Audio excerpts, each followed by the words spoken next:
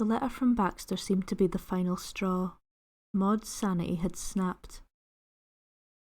It looked as if she was glitching in and out of existence as her heart shattered. She wrapped her arms around herself in a constrictive grasp and fell to her knees. "I can't do this anymore," she whimpered. Cassandra got to her feet, but there was nothing she could do except watch as the darkness came flooding back like thick fog. Panic set in as she thought about the sharp teeth and lifeless eyes of the entity she had met, and recalled the pain she had felt before Maud had pulled her back to reality. Would she be able to do that again, with her mind in its current state? "Maud," she called out into the darkness. "Maud!" The response she received sounded like snapping twigs, accompanied by an eerie voice of a woman. Her tone was taunting, almost as if she was mocking her. "The truth can sometimes be a hard thing to grasp. A lot like love in a way. Love is a story of hope for the hopeless, a story of strength for the weak." "Stop it.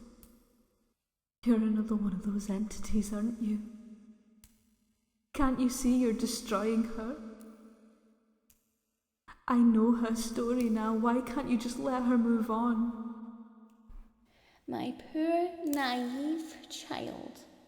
A story may have been known, but understanding a story is a different matter. What is it they say? Love is blind? Cassandra listened as the entity's voice drifted off into the void. "I do understand. She told me there was something she couldn't finish before she died. That's the only thing that's still keeping her here." Cassandra paused as a sudden thought shot to the front of her mind. Both of them started something they couldn't finish.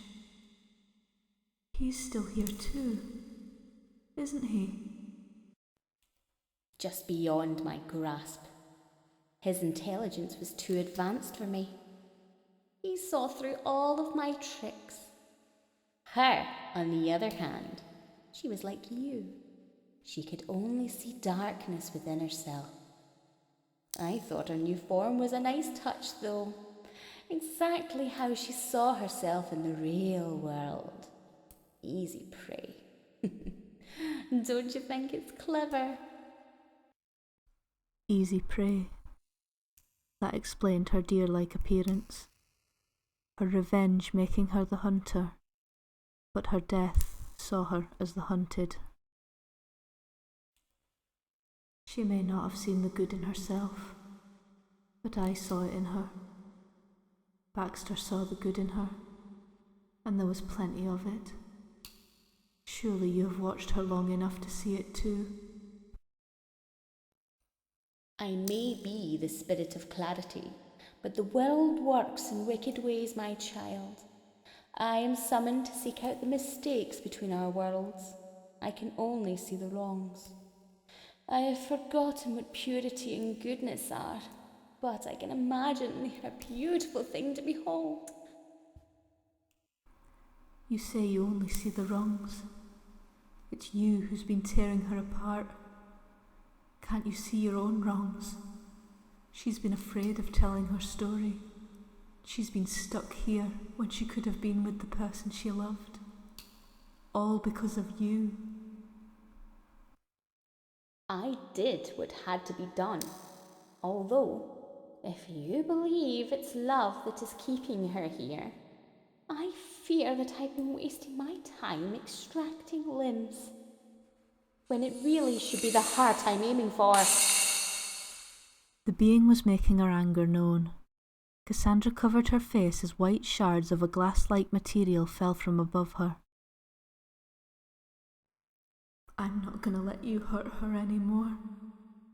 She'll escape this prison of yours. I'll make sure of it. The entity let out a chilling laugh as she continued her tirade. My child, I'll always be here. When someone crosses over, there will always be another soul to take their place. It makes no difference to me who that being is. However, I don't make it easy for souls to leave. Not in one piece, anyway. One day that space might even be filled by you. She knew the words flowing from the being of greater power were brought about to inflict fear, but Cassandra wasn't going to make it that easy for her.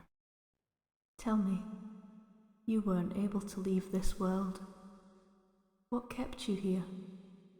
Her breath shuddered as she felt the warmth and pressure of the invisible entity's forehead press against hers as she whispered the last of her words. There once was a girl who fell in love. After those words, the darkness began to subside, as if it was being extracted by a vacuum, leaving Cassandra in a room, a familiar room. She was back in Baxter's house. Things were different. There was no cloth covering the windows. Beams of light shone through, brightening up the spotless space. Everything was still in its place, as she remembered it from the last time she'd seen him, but the building seemed less dark and daunting. She heard a shuffle from the other room. As she quietly made her way towards the sound, she couldn't quite believe her eyes. It was Maud. Human Maud. Not an antler in sight. She was alive, and better yet, Baxter was by her side. Cassandra hurried over to place a hand on Maud's shoulder, only to find she was unable to touch her. She was now the one who couldn't be seen or heard. This was a memory. She watched as the positive and happy side of Baxter was on full display. The man of medicine and great ambition. How is the pain? Better or worse than before? He asked as he sorted through his samples contained within the small glass bottles. The pain comes and goes throughout the night. It feels like burning. Is that normal? Maud replied. He smiled as hope filled his eyes, his excitement spilling out at the words, as he believed his work was seemingly showing positive results. That's the illness trying to resist the treatment. We'll see the end of this together. Maud's trust in him didn't even need to be mentioned. The way she looked at him was enough for anyone to know what they had was something special. I believe you. If anyone can put an end to this, it's you, she said with a smile. He reached into his waistcoat, pulling out a pocket watch from within. My father will be arriving shortly. Maud pushed herself up from the chair she was perched on. I understand. Will I see you later? Yes, please. Later tonight, when I've seen the others. He sat down at his desk as he pulled a piece of parchment from his pocket and began scribbling down the numbers once again. Maud wandered over, draping her arms around his shoulders as she smirked down at him. Shall I join the line of other women who are dying to see you? You know it's not like that. I would become overwhelmed if everyone knew what I was doing. She placed her palm on his head and kissed the back of her hand, knowing that was as much as she could do to avoid the illness infecting him. I know. When all your fancy friends are gone, I'll be back.